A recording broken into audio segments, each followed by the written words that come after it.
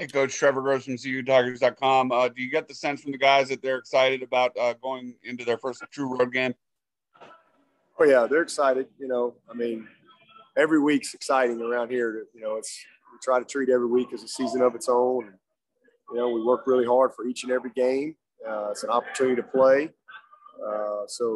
Every game is kind of a one-game season. And now we got a chance to have that first true road game for a lot of these guys.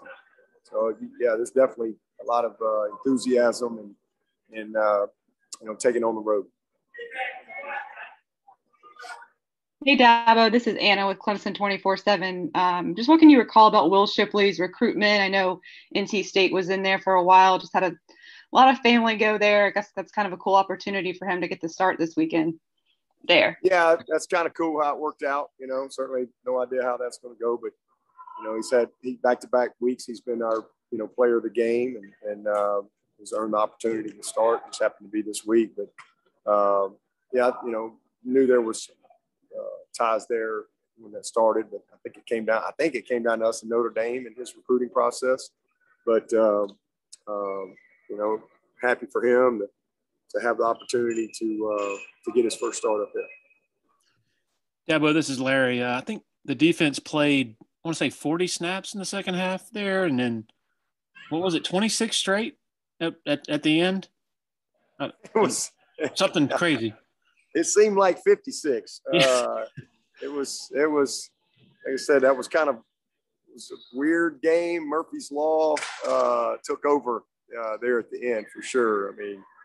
The long drive, hold them out from they don't get the touchdown, they kick the field goal, onside, they get it. It was a crazy deal, but they hung in there and I thought our depth showed up. We were able to rest some guys, and then we got Davis and Brzee and all those guys in there right there at the end. They were back in there and had a little bit more juice to them than maybe they would have if we didn't have some of the depth that we got. Yeah, I was just wondering, given how grueling that was, whether you might have backed off a little bit with them this week or not. We just do what we do in practice. We got a plan we believe in. The coaches, we know how many plays everybody plays and what they're we've got the GPS stuff that kind of gives us a lot of information, and the coaches kind of manage their groups based on, how many snaps they played and that type of stuff. So, but as far as our structure of our practice, no, it's just a normal week. Coach, it's Trevor again. How has Spector's knee held up the last couple of days? He's looked good. Dabo, this is Matt.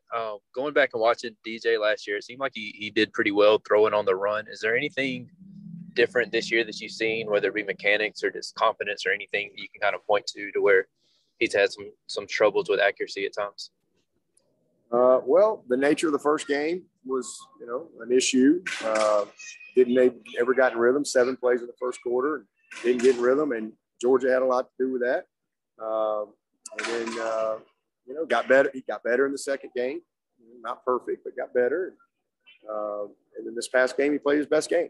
72%, 18 of 25, and still missed 2 or 3 plays that we expect him to make and he expects to make. But he's getting better. It's just we got a lot of new people, and it's all just kind of growing at the same time, and it's just a matter of time. That this group comes together and plays like we know they can. Yeah, but it seemed like he on third down performed really well Saturday. They were throwing a lot of different looks at him pre-snap. Do you think that is a big help for his confidence moving forward, just performing well on third down and moving the chains? And yeah, he did a lot of great – it was his best game. So, absolutely, he gained some confidence coming out of that game. And, again, it's not just him. It's everybody around him, too. It all goes together. But, we were 9 of 15 on third down, and he in a game that you're seeing things that you didn't practice all week. And I thought it was a heck of a job by him for sure. So, like I said, he didn't play good the first game. He got better the second game, and he just played his best game. Still tons of room for improvement. So that's all you can ask for, and that's what you want to see. And he's just too talented. at some point he's going to put it together, and those around him are going to play like they're capable of playing, and he'll see the fruits of his labor, because he's there's nobody that works harder than number 5. Hey, Coach, it's David Hood with TigerNet. It's not like you guys have been booed at home, but both DJ and Matt said they were really looking forward to getting on the road, that sometimes that can help a team. You get a little bit more of a bond. You get to spend a little bit more time with your teammates. Do you see that, and do you think maybe this is a good time for this team to kind of get away and play in a road environment? Yeah, well, absolutely. I've always, I've kind of always liked it. Even when I was a player, it's kind of, us against them, and you're in kind of hostile territory from the bus ride in to pre-game to the game, and it's one of those things that can galvanize you, and you find out. I think you grow a lot in those type of games. You find out a lot about where you are, and it's an experience that as a competitor you always look forward to. And it's a great environment. I've always thought NC State has just an excellent college environment. Their fans they do a great job. Their fans, they show up. It doesn't matter, if they're undefeated or they're not having a great season. The fans are always there. They're passionate, and I've always had a lot of respect for NC State and the passion of their fan base. But it's a fun environment to go. And again, all my playing days and going on the road, whether it be in LSU or Auburn or Tennessee, just are coming, to Clemson and going to all these places. I mean, that's fun. And, not everybody can go. A lot of your team is back, and, you got your travel roster, and you gotta come together and lean on each other. And cause you're really all you got, man. You're all you got. And we fortunately have done well on the road, because at the end of the day, the same things that went at home went on the road. It's really not any difference. And external factors determine your performance. Well, you're never going to be a good team. So you have to get the experience and grow from it. So it'll be fun to see how these guys respond. Is this one of those weeks where you pipe in the wolf howls and the NC State, fight song, and kind of get the guys used to what it's going to be like? Yeah, we try to make, like today, my ears are still ringing because we try to make it unrealistic, because, if you can function and practice with the type of noise that we pipe in here in practice and we're inside, if we can function that way, then we'll be fine on game day. Hey, Coach, Lawton Swan. So with a week like this, how do you handle something like Trenton Simpson, where he's going to be out in the first half and going to play in the second half? I mean, how do you guys specifically handle things like that in preparation? Because that's a unique situation. I think he's playing in the first half, unless I miss something. You know something that I don't know? Oh, no, maybe. Yeah. Sorry. Hey, Coach, it's Trevor again. Andrew Booth got a lot of talk in the offseason, but opposite him, Mario Goodrich played every snap on Saturday, had 7 tackles. He's had some setbacks over the years, but seems like he's really coming into his own in his 4th year. He really is. And it's just great to see.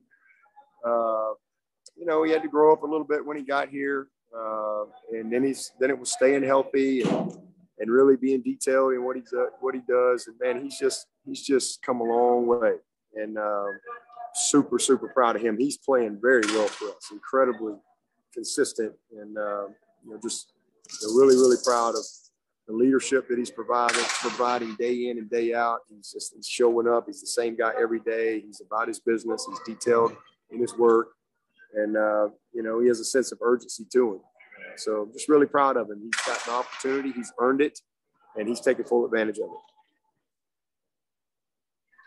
Dabo, this is Matt again. Is there any one area in particular you'd like to see the offensive line play better in the running game to try to get that going? Yeah, just communication. I mean, we got too many guys that are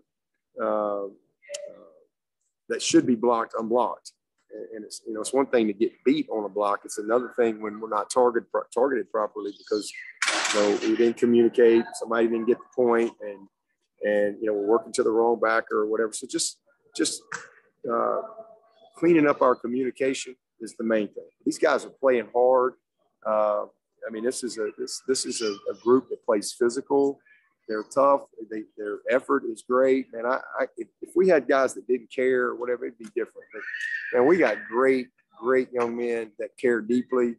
But we got to communicate better in some areas. And then again, last week with Marcus, he was kind of just, really just not fair to him almost, not experienced enough, and it's put him in a bad spot. So, but that's the number one thing, just communication, and then cleaning up some of the pre-snap penalties. We've had too many pre-snap penalties, whether it be a false snap, a false start, whatever. So we got to clean that up. And I know you said that you wanted to get some other guys in the game on the offensive line. Is there any chance of a different starter, or you think you're going to stick with the same 5 starting? Oh, I think the biggest thing is just making sure that we get some other guys in, because we think we have 8 guys that really deserve to play, and that was a disappointment from the other night, because we should have got Tio in there, we should have got Raven in there, we should get Mitchell Mays in there, and because those guys have, in my opinion, they've earned the right to play and to go compete.